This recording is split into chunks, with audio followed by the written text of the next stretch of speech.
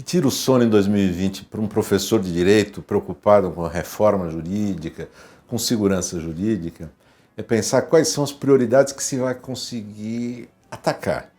Esse é o desafio, porque há muitas coisas a fazer, mas quais são as prioridades para atacar mesmo, né? Acho que nós temos um desafio de mudar regras dos processos judiciais para incentivar menos a judicialização irresponsável. Então, isso me tira o sono, porque eu acho que isso é prioridade, talvez seja uma grande prioridade dentro da reforma da justiça, e eu não vejo esse tema ainda como um tema colocado no debate e devia estar no debate. Então isso me tira o sono, me preocupa que não se esteja pensando ainda em discutir até os detalhes do que é uma reforma dos processos judiciais que incentive uma judicialização responsável. Tem muito estímulo, inclusive nas leis, para a judicialização. E um estímulo em que nós podemos mexer são os estímulos nas leis de processo, quer dizer, aquelas que não punem o início de ação sem fundamento, por exemplo, ou que colocam sobre aquele que judicializa algo que não devia ser judicializado o ônus que ele deve suportar, por exemplo, indenizar outra parte que tem prejuízos por ter que responder o processo. Essa é uma mudança que não é exatamente simples, porque tem que convencer o mundo jurídico, judicial, os advogados, mas é uma mudança pontual em algumas leis específicas. É diferente de rever as causas substantivas da judicialização. Então, na legislação e no mundo da energia elétrica, dos tributos, existem causas substantivas para a judicialização, precisa mexer nisso também. Mas aí é mais difícil, é mais complexo. A reforma que foi feita dos processos trabalhistas foi uma demonstração de que é possível mexer nisso com viabilidade e com certa rapidez. O que se fez? Impôs a quem perde o processo o dever de pagar as custas e de pagar a sucumbência, como nós dizemos em direito, mesmo que seja o empregado, até então o reclamante, até então ele não pagava. Isso gerava uma judicialização negativa e que não beneficiava o reclamante, beneficiava os advogados. Então, isso precisa mudar não só na esfera trabalhista, mas na esfera dos processos cíveis e nos processos, inclusive, movidos pelo Ministério Público. Tem muito processo que não devia existir, que é de iniciativa de membros isolados do Ministério Público. Nós temos que rever, então, as regras de processo judicial. Isso é algo que, para o ano que vem, nós deveríamos olhar com cuidado, debater profundamente. O Conselho Nacional de Justiça, já há alguns anos, vem procurando estabelecer regras para que os juízes cumpram metas para zerar os passivos ano a ano.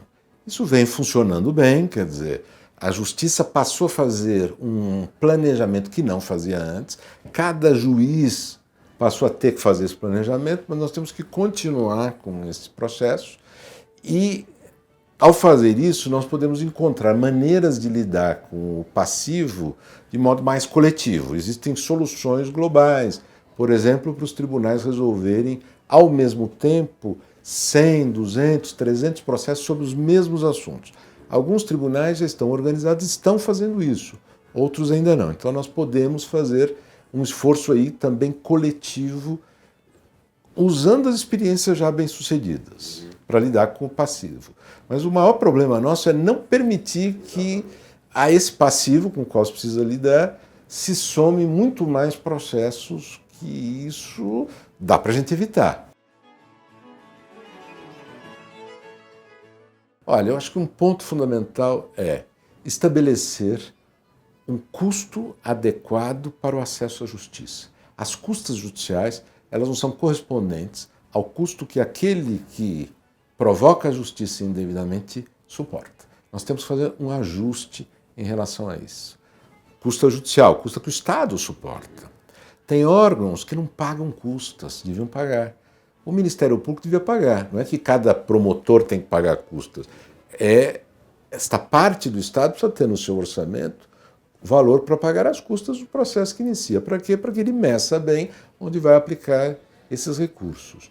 As entidades de representação profissional, os conselhos de fiscalização, Hoje são muitos no Brasil, os maiores são bem conhecidos, Conselho de Medicina, mas tem muitos outros. Eles não pagam custas para cobrar as contribuições atrasadas daqueles que deveriam pagar ano a ano as contribuições.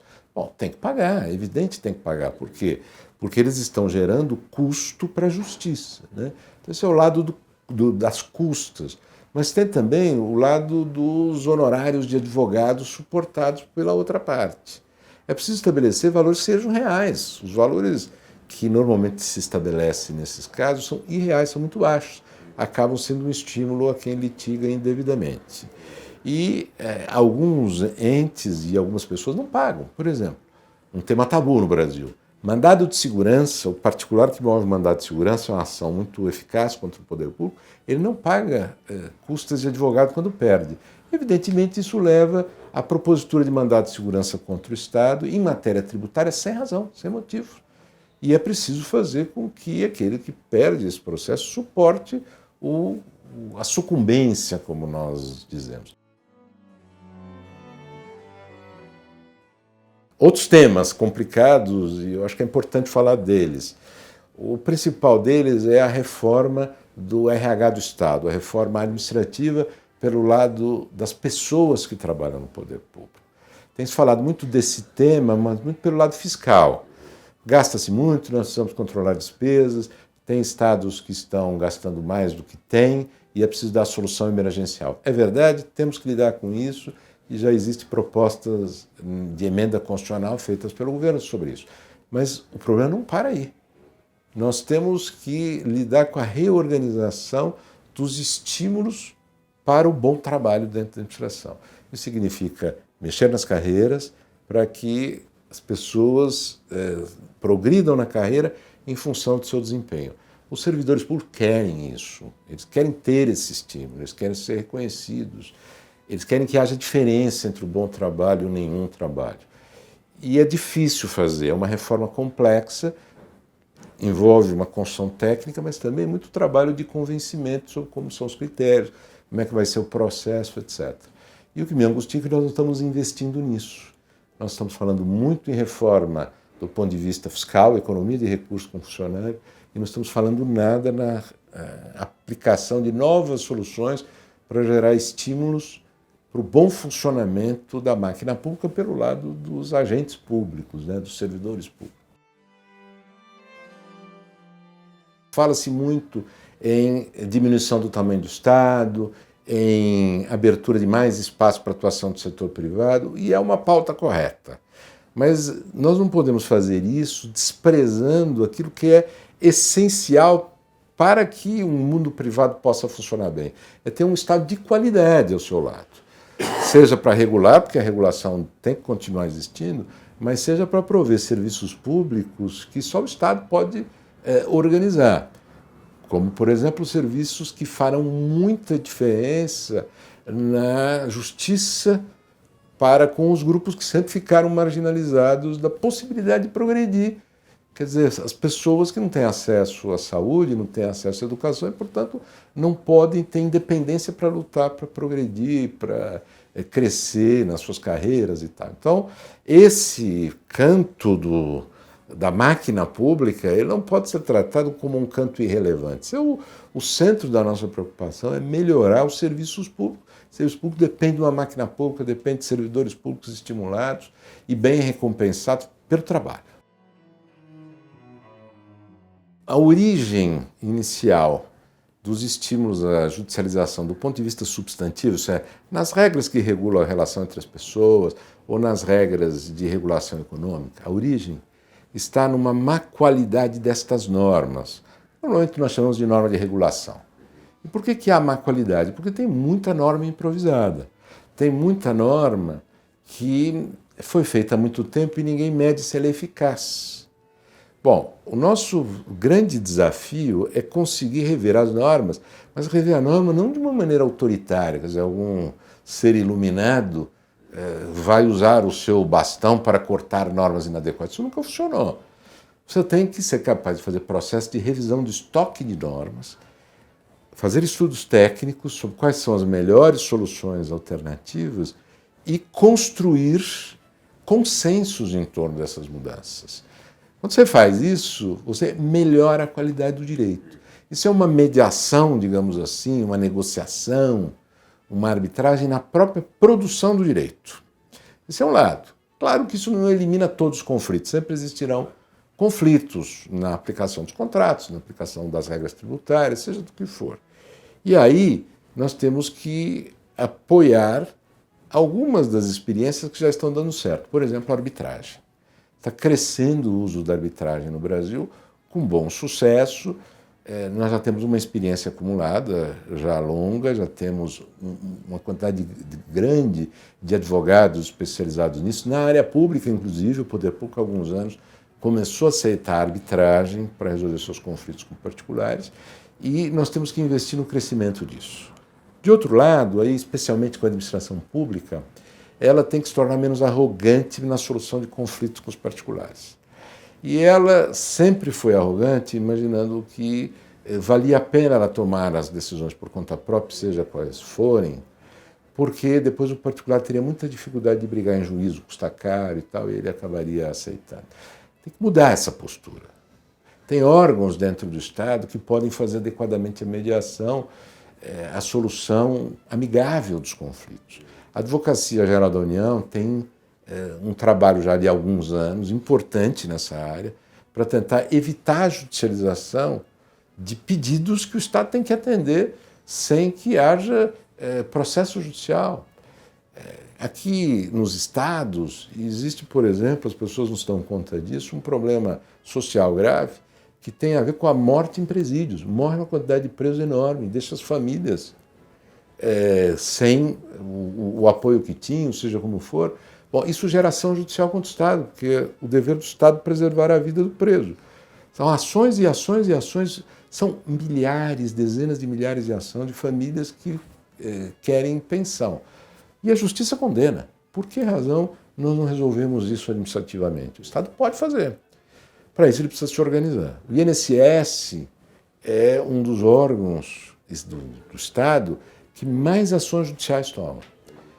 É possível resolver uma parte dos conflitos que vão para a Justiça com uma melhor organização do INSS para julgar os pedidos que são feitos de benefícios, de licenças, maternidade, etc. Nós temos que investir nisso. Grandes contratos públicos são celebrados na área de infraestrutura, geram grandes investimentos, mas hoje em dia geram mais conflito que investimentos. Então o que nós temos que fazer é contratos que gerem mais investimento do que conflito. Uma primeira coisa é que o Estado tem que ter capacidade de modelar bons contratos. Modelar bom contrato não é escrever cláusula de contrato boa, isso também é importante, mas é preciso fazer bons projetos.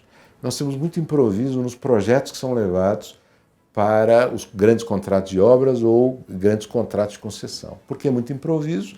Porque dá trabalho, é preciso expertise técnica e o poder público tem dificuldade de contratar os especialistas das várias áreas para ajudar o poder público a montar bons projetos. Então, nós temos que atacar essa área. Nós temos que permitir que o poder público tenha novos processos para contratar consultores, engenheiros, especialistas nas áreas específicas, aeroportos, portos, rodovias, para ajudá-lo a montar bons projetos, boa modelagem econômico-financeira e tal. E, inclusive, ajudar, por exemplo, o poder público a fazer o licenciamento ambiental desses grandes projetos antes de colocar em licitação e celebrar os contratos. Isso diminui muito a possibilidade de conflitos quando você tem uma modelagem dos projetos que inclui o licenciamento ambiental prévio. Então esse é um lado de fazer bons contratos no final das contas. O poder público, acho que a grande mudança que ele poderia obter é de poder contratar de maneira adequada bons consultores.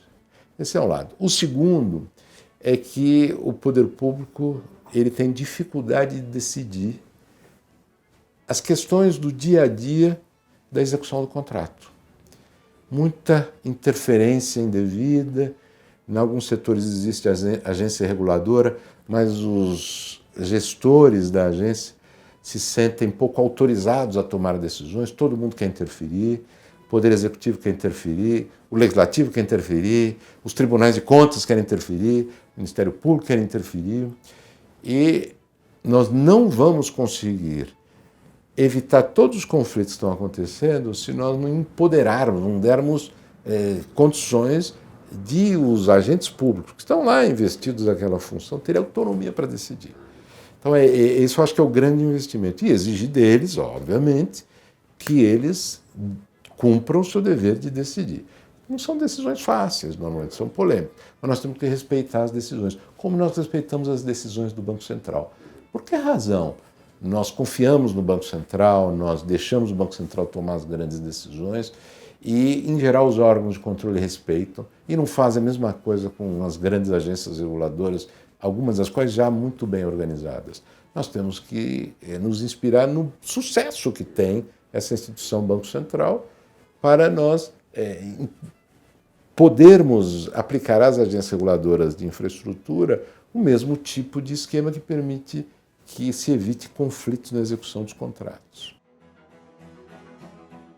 Tem uma coisa positiva que está acontecendo no Brasil, que é uma disposição de muitos segmentos do Estado de repensar coisas que já estão cristalizadas, como, por exemplo, a regulação de muitos setores que precisam ser revistas, precisam ser repensadas. Então, isso é uma boa disposição.